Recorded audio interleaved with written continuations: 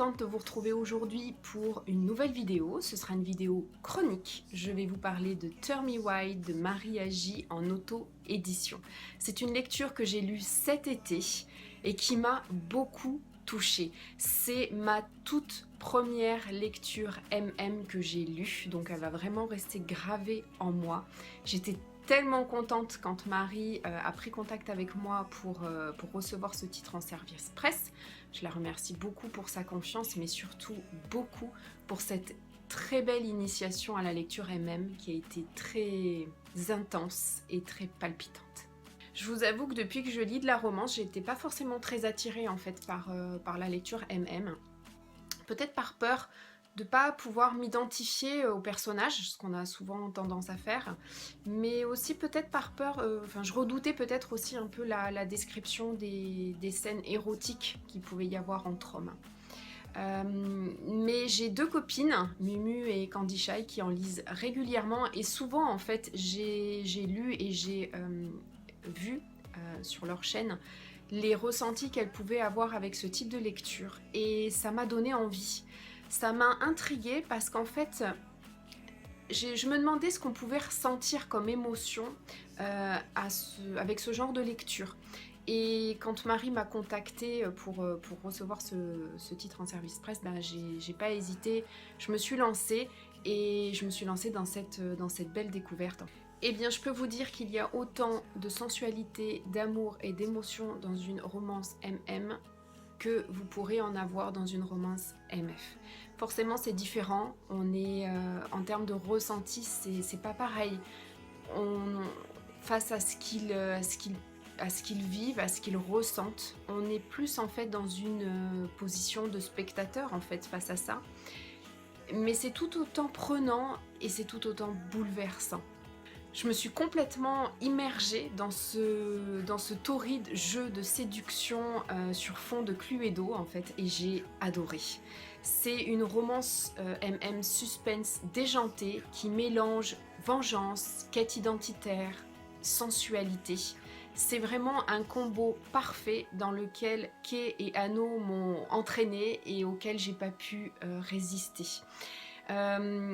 C'est l'histoire d'une rockstar d'un groupe Chalkround Underground, les Sublimes Vomit, qui va rendre fou et mener la vie dure à un garde du corps borderline. Kay est cette rockstar en fait à la cadence infernale. Son groupe, les Sublimes Vomit, cartonne et ils sont vraiment très exposés en fait face aux médias. Et suite à l'annonce publique que Kay va faire concernant son homosexualité, va en découler un certain nombre d'incidents, plusieurs atteintes en fait à sa personne. Mais il va pas prendre en fait conscience du danger et de la gravité de ces atteintes, ce qui va un petit peu alerter son agent par rapport à ça, parce que lui justement a peur pour la vie de sa star, hein, son artiste. Et en fait, il va prendre contact avec une ancienne connaissance à lui, qui tient une agence privée de garde du corps. Seulement, Kay Tardam est du style ingérable.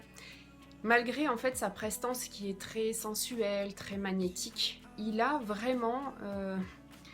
il a cette façon d'être qui transpire en fait l'arrogance et la rockstar très capricieuse, on va dire. Il a aucune règle, aucune limite, et même dans ses relations amoureuses, il est plus sur des plans cul, hein, donc vraiment sur des histoires sans lendemain que sur des histoires suivies. Il est toujours dans le paraître du showman. Kay, c'est un showman. Il peut pas être sérieux 2 minutes en fait. Il est vraiment insupportable et en fait il fait ce qu'il veut. Donc vraiment sa rencontre avec Anno Meyer, qui va être le garde du corps, qui va être mandaté par l'agence privée pour justement venir sécuriser Kay, et ben ça va vraiment pas être de tout repos. Anno, c'est ce garde du corps qui, suite à une trahison qu'il a vécue dans son passé, va complètement en fait s'ensevelir, plutôt que de régler ses problèmes, va complètement en fait s'ensevelir dans son boulot. une sorte de carapace derrière laquelle il se protège par rapport à ses démons du passé. Anno, il est froid, il est impressionnant, il a un charisme qui respire la force, la sécurité, mais surtout le contrôle. De façon mécanique, quand il va faire la connaissance de Kay, il va vouloir, par rapport à sa fonction, en fait, mettre en place une sorte de protocole en fait, de sécurité. Et Kay va vraiment être le grain de sable dans les rouages de son cerveau, mais à tout point de vue, hein, bien évidemment, parce que Kay va vraiment lui mener la vie dure. Il veut pas changer ses habitudes de rockstar. Et donc en fait ça va vraiment être une rencontre très explosive et très électrique. Une cohabitation que j'ai vraiment trouvée très intéressante parce qu'elle nous entraîne vraiment dans un jeu torride de séduction, un jeu de chien et chat à la virilité brute, sensuelle et chaude. Il y a vraiment un lien invisible en fait qui va se créer entre les deux personnages, entre ces deux êtres qui vraiment n'avaient vraiment pas lieu de se rencontrer par leurs différences de milieu, de caractère aussi.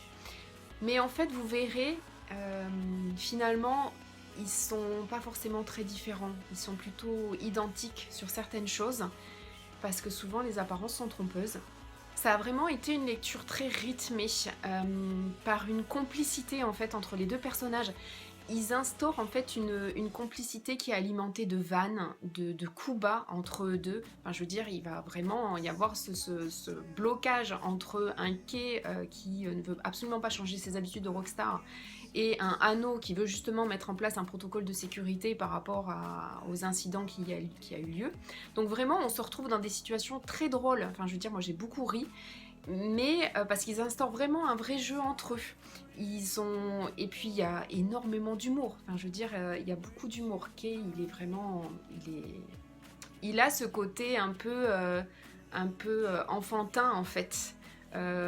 Qui amène vraiment un côté très humoristique en fait à un moment donné dans notre lecture. Mais également une lecture très profonde de sentiments quant à l'acceptation d'une attirance qui à ce jour n'était pas ressentie. Anno, qui est 100% hétéro, va se mettre à ressentir des choses pour Kay et ça va vraiment le perturber. Et un moment d'égarement va venir semer le trouble en fait dans son esprit. Et ça va être vraiment un très gros bouleversement en fait dans sa vie. Et en fait, Kay et Anno nous entraînent tous les deux dans une véritable lutte entre le cœur et l'esprit. Est-ce que j'ai le droit de ressentir ça pour cette personne entre envie et retenue. Avec eux, on se retrouve vraiment dans une tentation irrésistible. Avec eux, on est dans une passion indécente de sensualité. Mon Dieu, qu'est-ce que c'est sensuel! Et aussi dans des sentiments ravageurs incandescents. Il y a vraiment des passages qui sont très hautes, mais qui sont d'une sensualité que j'ai vraiment apprécié de lire ces passages en fait. Ils vont tous les deux en fait mettre à mal la vulnérabilité de leurs sentiments et ça c'est extrêmement profond. J'ai beaucoup aimé en fait dans cette approche nouvelle du MM pour moi que l'un soit gay et que l'autre soit 100% hétéro parce qu'en fait ça nous invite encore plus dans une introspection de sentiments, de ressentis, de questionnements que va avoir Anno face à cette nouvelle attirance qu'il a pour cet homme qui, je veux dire, il est plutôt habitué des femmes, donc on est vraiment dans une introspection de ressenti et de questionnement face à cette nouvelle attirance. Avec eux, on va mener l'enquête. Avec eux, on va flirter avec le danger. Avec eux, on va être spectateur d'une attirance passionnelle entre deux âmes meurtries. Deux âmes qui vont devoir faire souffrir leur cœur pour pouvoir sauver une vie. Je suis tellement contente d'avoir fait ce baptême du MM avec une plume comme celle de Marie. Elle est une magicienne pour pouvoir décrire avec beaucoup de justesse et de sensualité ces rapports amoureux entre hommes. Vraiment, si vous avez envie de vous lancer dans ce genre de lecture, sachez que moi, avec cette lecture-là, j'ai vraiment découvert une nouvelle approche de la romance, une nouvelle façon de ressentir les choses.